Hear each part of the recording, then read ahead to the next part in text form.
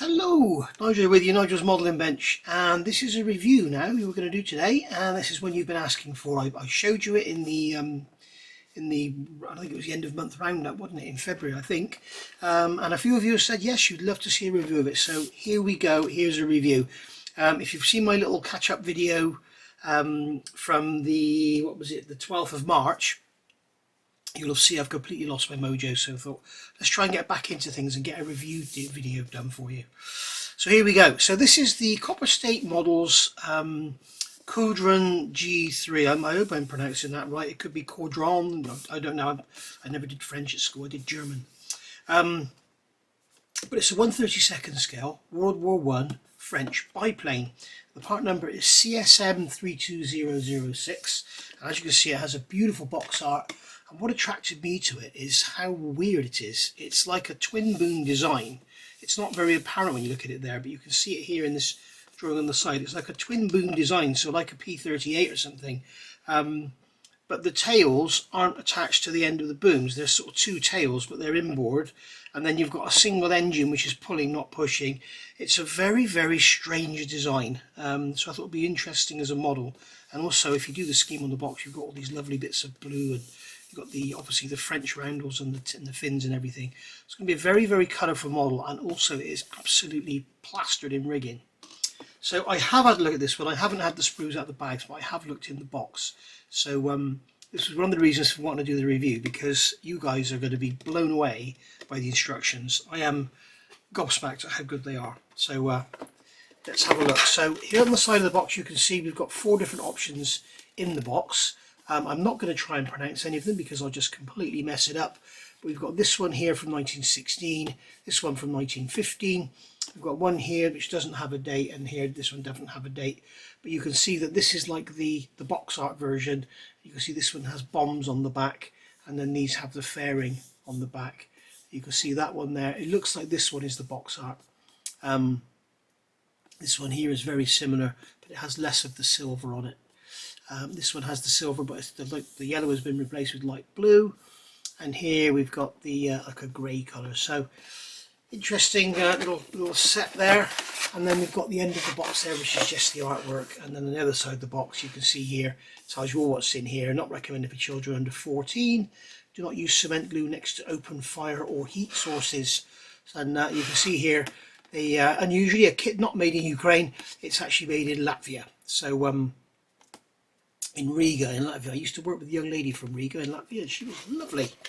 Anyway, right, so let's have a look in here. It's a very nice fitting lid, and as always with Copper State models, you get a beautiful box, and it's very tough. And as you can see, it's not like a, it's not like a Revell box by any stretch of the imagination. So you can see we've got a nice little side-on drawing there. So opening up the box, we are confronted with some instructions, as you can see there, and then we've got individual bags of sprues, and you can just see by the design of how it all looks, it just rings Wingnut Wings, doesn't it? It just looks like Wingnut Wings. If this was in a Wingnut Wings box, you'd probably think it was a Wingnut Wings kit. There we go. We've got a small sheet of PE, some belts and stuff on there. We've got a very small clear part sprue, and then we've got our decals at the bottom of the box upside down, which is great. So not many on there, but made by Caudron in Italy, so they're going to be absolutely great. So let's have a look at the kit. First of all, let's have a look at the instructions, as we always do in my reviews. So, lovely book, very interestingly made, so it looks sort of old and French. Notice the instruction, I'm sure that says aeroplanes Caudron frères Eru sont. Yeah, don't know what that means, but as you can see here, part number 32006. So I got this just because it looks so weird. It's not a subject I'm particularly interested in, but I must do a World War I aircraft on the channel because it's something I haven't done, isn't it? So this is telling us some history about the aircraft. So if you want a freeze frame, hold it a bit closer to the camera so it's bigger. If you want a freeze frame, you can read that. I guess it's only in English. Yes, we don't get any other languages, so maybe Copper State models send their different languages to different countries. I don't know. Right, so we've got the usual sort of sprue layout, and as you can see, lovely colours. Here we've got the paint call outs, but there's no real, they haven't sold their sold to any paint companies. They've just got them numbered 1 to 18. I'm assuming these numbers are just relating to copper state models. I'm not assuming that Viejo number 18 is grey green or anything.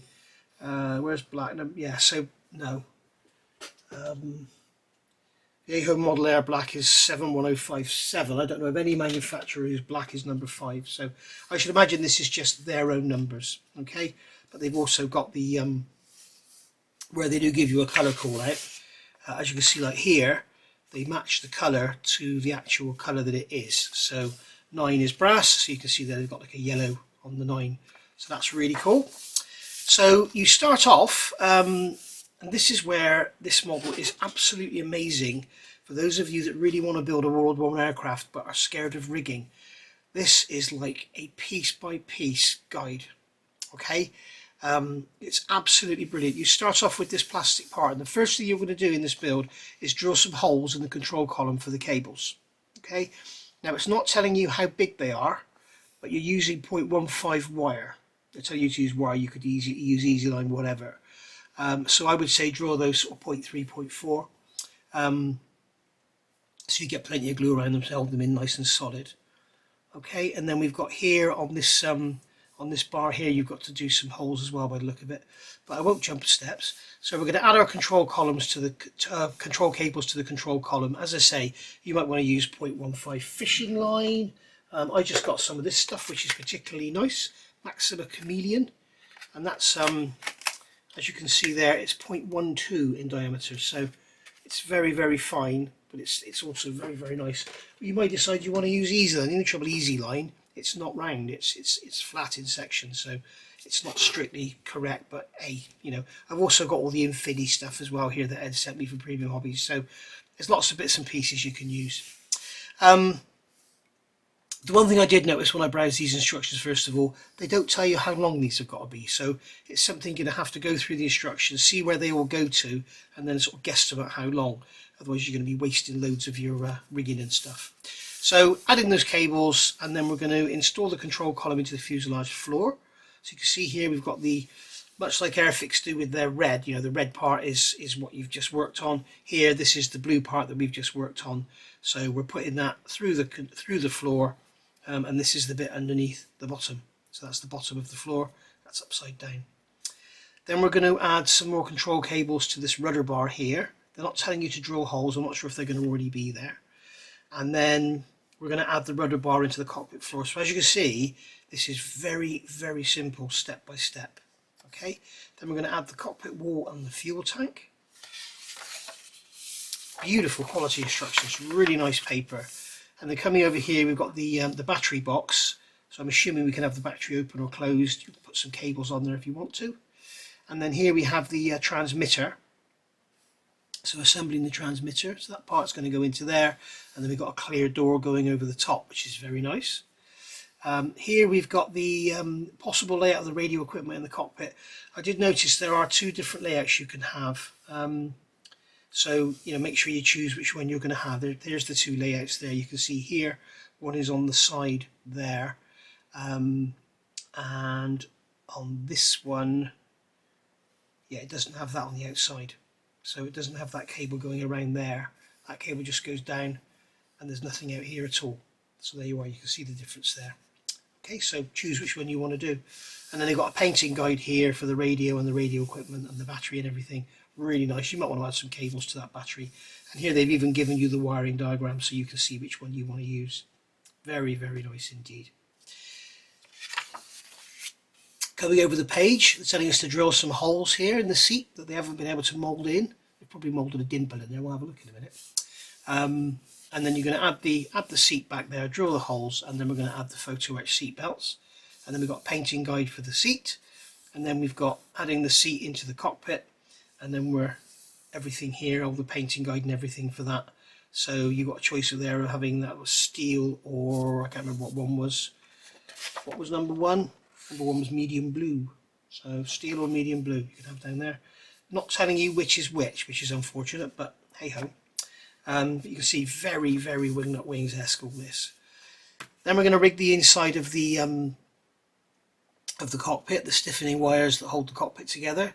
So you can see here they're telling you to remove this rear section if you're going to use the bomb equipped version, because it doesn't have that fairing on the back. You can see adding all the rigging, and then you can see they're here telling us to cut off that strap if no Berthier carbine installed, whatever a Berthier carbine is. Possible improvement option for the pulsator, plastic glass may be replaced with the transparent part. So you've got the transparent part, you have the option to replace it or whatever. The pulsator, sounds a bit ominous, doesn't it? I wonder what that is. Installation of the antenna tube only for the radio equipped version. So there we go, you're having the antenna tube there, which you can see is that's it there, isn't it? No, because it's both got it. Not sure what that's all about. Maybe you don't need to have a radio at all, but check your references, read the instructions, it'll all be in here. So then we're going to move over to here, we're going to add this onto the floor, and we've got our cables going through those holes in the sides. We've got our engine controls going in there, and there's our pulsometer.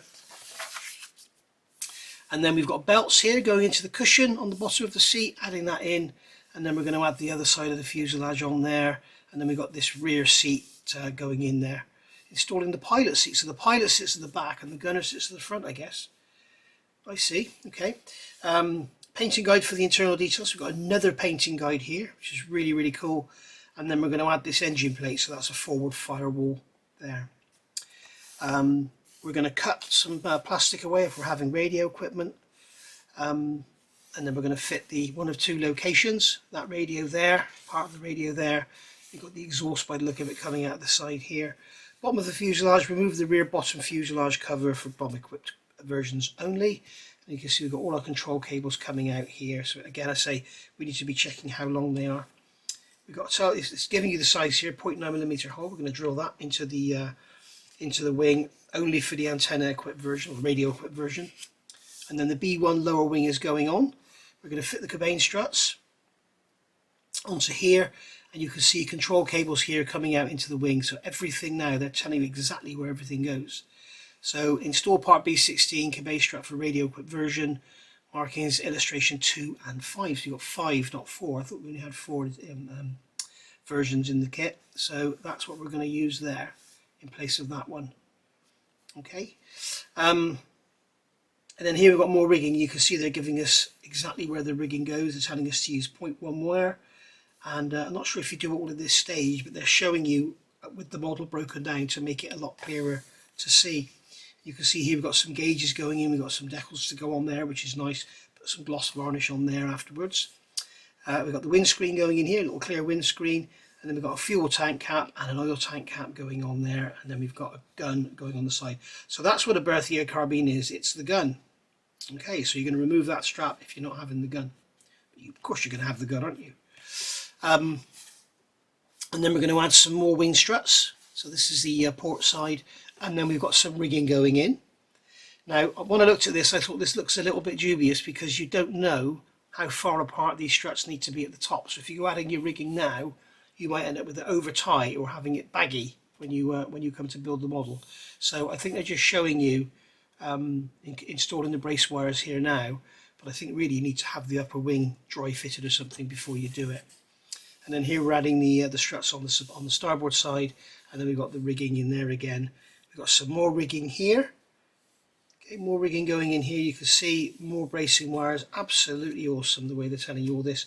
Again, where that goes is going to depend on the position of the strut. So it's not giving you any links, that's just going off into the middle of nowhere, so make sure you know how long it needs to be. So we're going to assemble the upper wing, just looking at the underside. So we're adding the outer sections of the wing on, done here just like wings do it. And the highlighted area should not have a visible line on both sections of the top wing, so that's going to have to be filled. I would suggest using super glue or something to fill that. And then we can add the lacing, both port and starboard sections. Wow! So we've got lacing there we can add if we want to. So we can drill a load of holes and then go through. I've got the wing here. I'm just wondering, there are dimples for you to drill out. So awesome. I'll look at that in a minute. And then we're going to add the upper wing. So you can see here they add an upper wing, but they do have the rigging in place. We need to be very careful with this rigging without both wings attached, because we're going to end up with baggy rigging otherwise. So we've got some diagonal struts going in here, and then we've got jewellery struts going in there. So there's struts and rigging everywhere. It's going to look incredible. Got some rigging going in here, got some rigging going in there. We've got heavier rigging going in here. I think there's some control wires, wing warping cable set. There we go. So this that they make the wing warp, I guess. Installing the starboard wing warping cable set. And then more rigging here, more rigging here, but you can see how clear it is. That's the beauty of it. Yes, it's going to be difficult. No, it's not going to be easy, but by God, how clear have they made it for us? It's absolutely awesome. So here, if we're doing the bomb equipped version, we've got the naked back end there. We're going to fit the bombs over those holes, and then we've got the bomb brackets here and a shaft wooden frame going over the top, so they can get all your wood going on there. And we've got a painting guide for the bomb set. And then here we're going to start on our skids, on our main skids and our main sponsons now coming out the back. So here we're going to, if you want to remove this plastic and replace it with a piece of photo etch, you can, so you can make it look better. For the horizontal stabilizer brackets, you might want to leave those as plastic for strength. If that's what the horizontal stabilizer is going to attach to, and it's photo etch, when you're pulling it around and rigging it and stuff, it might be a little bit fragile. It might be best just to sort of cut the section out, cut the center out of that or something, make it look a little better. Not sure, let's have a look. Here we've got plastic parts. Okay, installing the P brackets only if step 58 was accomplished. So you're only going to put these brackets in if you're going to I see, okay, that is that. So you're going to cut that lump off of there, and then you're going to glue those onto there, and that's where it's going to be. So I'm not sure how strong it's going to be there. We'll have a look at that. More rigging here. So we've got a loose end there. Again, it's not telling us any lengths. Again, we've got some loose ends here. So they're obviously suggesting we do the rigging at this point on these parts, but I would suggest using easy line here, because you don't want to be pulling it out of shape or anything, and fishing line will actually pull it out of shape. So we've got the painting guide for the tail boom. I'm sure they're both going to be the same. Yes, they are. They're even the same part number, so you could build two of them. And then you're going to add the booms in, going into the wing there, you can see. And then we've got the horizontal stabilizer, again on these brackets, which you might want to use the plastic. Just glue them onto the plastic parts there, or you might want to use the photo etch. It's all up to you. You have the choice. And then we've got some more wires going in here. Outside slots on both tail booms may be filled, so you may fill them if you want to, I guess. And then we've got the elevators here going on. Here we're going to have control wires going to them, no doubt. There's the horns, so they're going to have wires on them. And then we've got the fins and the rudders here. Again, they've got control horns on them. And then, just as I said, we've got the control lines going to them. Installing the rudders bracing struts across there. And then we're going to add control cables.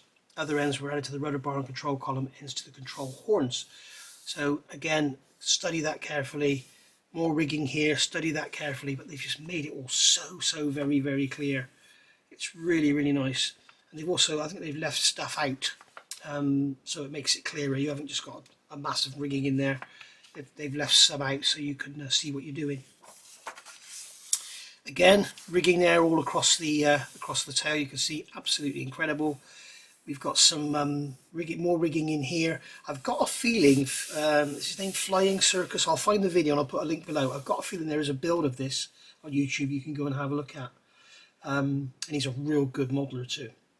So we've got some rigging here, more rigging going in there, more rigging there going on the fin. And as you can see, it's just an absolute massive rigging. So if you love rigging, you'll love this kit. If you don't, I'd suggest not buying it. But what a challenge, and what a masterpiece it's going to look when it's done. They always look good, don't they, World War aircraft with all the rigging. So here we got more rigging, and then we're adding some plastic parts finally here. So very, very nicely done indeed. Building up the engine, so we've got separate push rods, separate cylinder heads going on, and then again we've got more wiring. Ignition distribution, don't use E2. I guess there's a part E2 that looks very similar. Let's just quickly check that. I just want to quickly look at that because there's seems unusual for a company to do that. Let's have a look on here. Do not use E2, use A3. So these E2 and there's A3. So they do look very, very similar. So don't use the E2 part from the E-sprue, which is the engine runner. Wiring, use 0.1mm wire, and then we're going to add the engine onto the actual bulkhead there. Remember, this is a rotary engine, not a radial, so basically what would have happened is the engine would have spun with the propeller, so it would spin on here. So basically the crankshaft was bolted to the aeroplane. The crankshaft was bolted to the airplane and the engine spun around the crankshaft, so it was basically the reverse of what you have. So you've got a Lerone aero engine. Installing the engine cowling. We've got an antenna tube here if we're using it. And then here we've got the skids. We've got some more rigging going in there just to fulfill your rigging desires. And then we have some more rigging bracing wires here. Unbelievable amount of wires on this. And then we've got our wheels with the covers, tyres going on. Check the references for the colour of your tyres. They might be like a light grey colour. I'm not sure what the colour they are on the box. Yes, they are a light grey colour. And then adding the propeller. They call it the air screw on here. I'm guessing it's going to be wood. It looks like it is. And then here we've got our scheme. So this is going to be scheme 1. Okay, so that's the box front one by the look of it. Looks like this is shiny. This is scheme 2. So I'm thinking that is the one off the box front. C692. Yes. So maybe this is a generic. Maybe this one is generic and these are all the different options. But it said illustration 5. There's a real picture there. Okay, yeah, so there are 4 options. This is generic upper lower view. So I'm guessing they've all got this tan coloured wing. Nope, it's got grey. That's interesting. But if we look in the instructions, it'll probably tell us somewhere. A4 and I5 decals will not be used. And then here we've got the other one, Trompe la Mort, on there. Do not apply national roundels on the lower wing for these markings. So there we go. So read your notes carefully. And then over here, some Caudrons were finished with the blue aluminium paint, not known how many, but it is known that some paint was used for finished service Caudrons that were delivered after the World War I with same blue aluminium finished and additional green paint. So there we go. We've got a picture of a real one there with the pilot stood next to it. Very, very strange looking thing, isn't it? Very unusual looking thing. But you can see here the difference. This one's got the fairing on the back, and then this one is the bomber. So you might decide to do the bomber, you might decide to go for that type there. And there you go. And Copper State Models want to thank Brandon Darnell, Gennady Nechev, Jan Berastuji, sorry if I've ruined your name, and Oleg Tulaninov from Latvia. So there we go. Very, very nice, beautiful instructions, beautiful model. I wonder what the sprues are like. So let's have a look. Let's start off with the sprue here. Oh look, we've got sprue A, and I think I am going to build this one day. So we'll open the bags, we won't have them shut. And what I'm going to do for you is put the light on so we get a better view. Stabbing myself in the finger now. I hope I've just cut myself. So what have we got here? We have very nicely Wingnut Wings-esque wings. Yes, I do keep saying Wingnut Wings-esque because that's who started the 1/32 scale beautiful World War I kit. Yes, I know Rodin were first along, but I said beautiful kits. That's not fair. Rodin kits are great. They just need a bit more work than most. So here we've got the cockpit floor. We've got that's the back, the underside of the main fuselage itself, and you can see we've got some little supports and everything on there. There's that rifle, which is very nicely done. And there's that part A3 that you must use instead of E2. But you can see the wings are moulded in one piece, just like Wingnut Wings did. So that's very nice indeed. And there's some beautiful fine detail.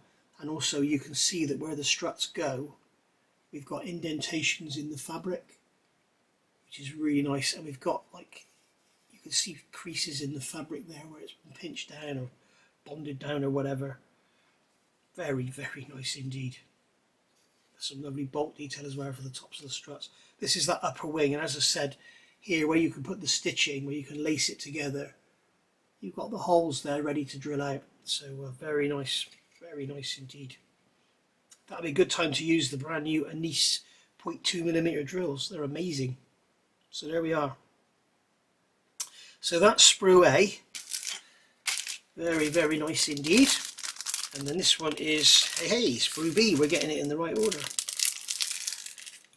So this one is sprue B. And here you can see we've got our lower wing. Again, we've got the lovely fabric detail on there. We've got the depressions where the struts go. Again, it's one piece, so we don't have to do any seams or anything, just have to rub off the mould seam. And then here we've got the fuselage sides. You can see it's not going to be very big, a tiny little fuselage. We've got some struts there, I have mould lines down the middle of them to get rid of. And we've got the seat, beautiful moulding on that seat. It's stunning, and the seat base. Very nice. Get some, get a little bit of oil after you've painted it and just shine it up a bit. If indeed it was leather, I'm assuming it was. And then we've got the seat back there. We've got to drill some holes in this, remember. There are no dimples there, so we've got to drill the holes. So that'll be cool. We've got the throttle levers here. We've got some little controls here. There's that pulsator, is that they call it. It's no doubt it's like a fuel. It shows you how much fuel you've got left or something. And then there's the radio transmitting little Morse code things there. I guess that's a contactor there. It's quite oily, this kit as well, so it's going to need a wash, which you should do on all your kits anyway. So out of order now, this is C, sorry, this is D, should be C. So here we have sprue D. And these are paired up, so they're identical. So you can see there, it's actually not that small, it's very tall, isn't it? So there's your skids with your wheels. We've got our fins there with our rudders, bomb, wheels. Got some struts here. Some very finely moulded plastic parts, and they are beautiful. I mean, look at that. That tiny little whatever it is, little eye bolt or something. There's a little toe-in eye, doesn't it, for your car? Absolutely tiny. And then there's the actuating lead rods there.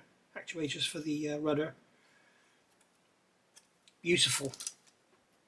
Just looking at the detail on there as well, you can see the detail in here as well is really nice on all this.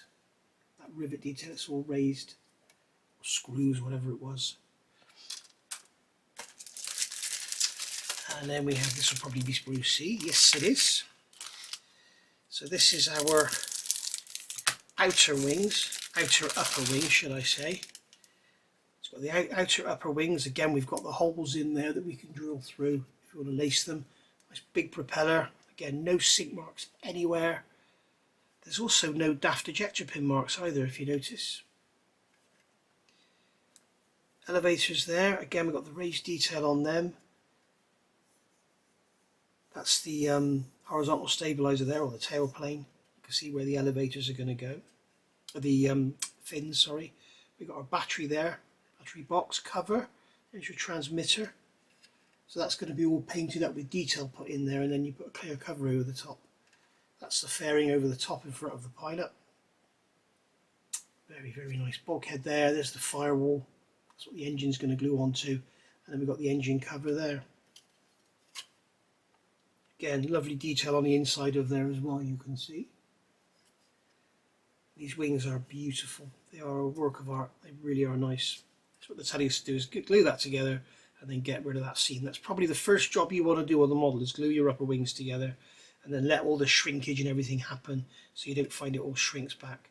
But even that is very Wingnut Wings-esque, isn't it? That's how Wingnut Wings do it. But, a lot of people said when Wingnut Wings stopped making kits, Wingnut Wings has not closed down. Wingnut Wings is not bankrupt. It is still live, active. It still has a website. They're just not producing anything. But when Wingnut Wings stopped producing kits, everybody said that Copper State Models will take over, and they certainly have stepped in. They've done a fantastic job as well. So well done, Copper State Models. You're awesome. Brilliant. Okay, here's our final grey sprue. So this is the this is our engine sprue. Okay, so this is a Laurent, is that how you say it? Caudron engine, 80 horsepower. So it's a 1, 2, 3, 4, 5, 6, 7, 8, 9 cylinder rotary engine. You can see very, very fine detail on those push rods. In the centre you can see the cylinder heads with all the valve detail on them, the rocker detail. Absolutely beautiful. And then there's the, I'm guessing that's the centre spindle there. There's the part you must not use, do not use it. And then we've got some other little controls there. So the engine cylinders are in halves, unfortunately, so you're going to have a seam to deal with. But even if they were moulded as one, there would be a seam there, wouldn't there? So the only way to get around that is make them out of resin or 3D print them. But, very, very nicely detailed. Some very fine parts. And they're going to be quite difficult to get off the sprue as well without damaging. So take your time. So they're going to be your inlets there. And then the exhaust just comes out, just goes everywhere. So, yeah, oil and everything everywhere as well. These things were, I think they have total loss oil, I think. Amazing things, amazing for their day. And then here we've got the little sheet of photo etch. So I'm not going to bother getting that out of the bag. You can see what we've got there are there's those supports there for the horizontal stabilizer. We've got seat belts there, and then there's some little brackets and bits and pieces there. So that's all very nicely done. Clear parts. Again, I'm not going to get these out for fear they get scratched. But we've got there's our cover there for our transmitter. We've got the windscreen there, which is very nicely done, very clear indeed. And then there's that little replacement part for your pulsator. Should you wish to use it, I definitely would use that. It looks so much better than a piece of painted grey plastic. And then here we have our decals, and they are sensibly in a Ziploc bag. Why doesn't everybody do this? So that reviewers can open them and have a look. And also you can put them back in the bag for safe storage, and if the room gets a bit cold or damp, they won't destroy the decals. If it's kept in a warehouse for a long time and it gets damp, it's all okay because they're airtight. And as I say, these are Cartograph, and boy oh boy can you tell. They are gorgeous. Absolutely, completely in register. Real thick, vibrant colours. Absolutely gorgeous. You'll have no issues with these whatsoever. You can see our 4 different options there. So, very, very nice. We've got our decals there for our propeller by the look of it. We've got some instrument gauges there. And obviously roundels and serial codes and everything. So yeah, very, very nice indeed. So there we go. So that has been a review